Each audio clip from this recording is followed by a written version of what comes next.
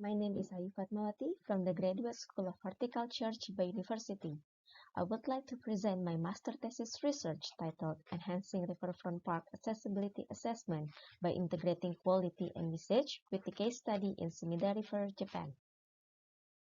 The first part is introduction. First of all, I would like to explain about what is accessibility of riverfront. It is defined as the public freedom and convenience to access a river and to utilize its natural and social resources. Recently, urban transformation and improved technology have enabled the development of riverfront area.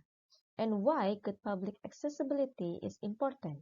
Because riverfront area with good public accessibility will improve the ecological, social, and economical aspect for the citizen.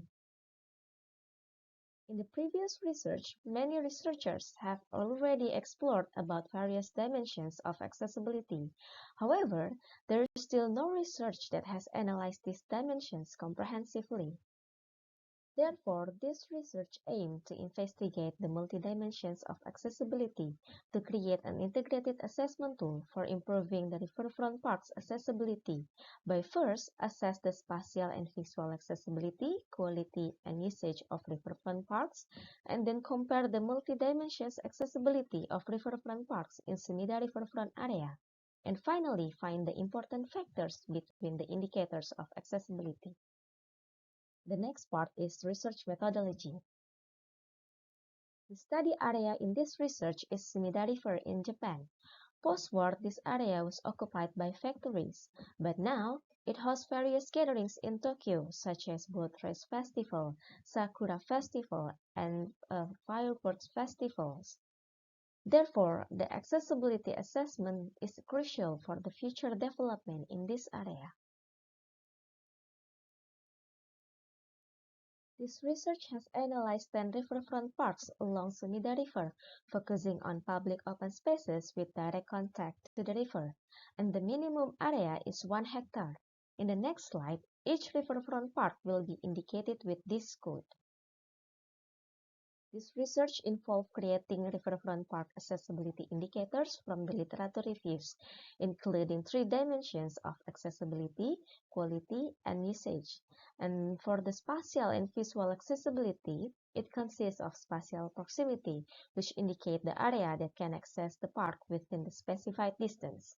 And then the visual accessibility within the riverfront park shows the connection to the river. For the quality assessment, it includes aesthetic features, recreational features, and comfort that encourage people to visit the park.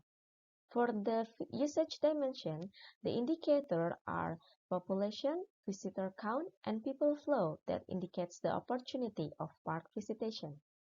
And the second step is data collection and processing. It includes data collection from various sources such as GIS data, field survey, online data, and location-based big data. And the final step is data analysis and development of indicator weights. In the data analysis, principal component analysis was used to get the indicator weight, and then weighted linear combination was performed to get a final score and create a composite map with the multi-attribute spatial features. The next result is the discussion part. The result of spatial proximity reveals that parks near the bridge have a higher spatial proximity due to their ability to reach the other side of the river. It also indicated similar patterns for the pedestrian and bikers' proximity.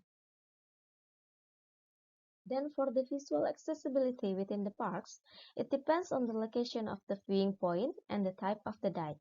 So I made 4 sections that represent the typology of the dike. And park with type D has the low score, while type A and B have a high visual score. For the aesthetic features, most of the parks have low mean NDVI value, which means the health of the vegetation in these parks is not very good. And the presence of sculpture is not the main concern in some parks. The graph shows the result of recreational features. The results indicate that riverfront parks typically offer sport facilities and leisure and entertainment facilities, but cultural and educational elements are found in only 5 parks, and the larger parks area also indicate a higher proportion of recreational features. The result of comfort indicators suggests that overall convenience quality has been considered in most of the parks. And the result of visitor count shows that Taito Park has the highest score in all variables, and there is a significant increase in the visitor count during special events compared to the daily visitor count.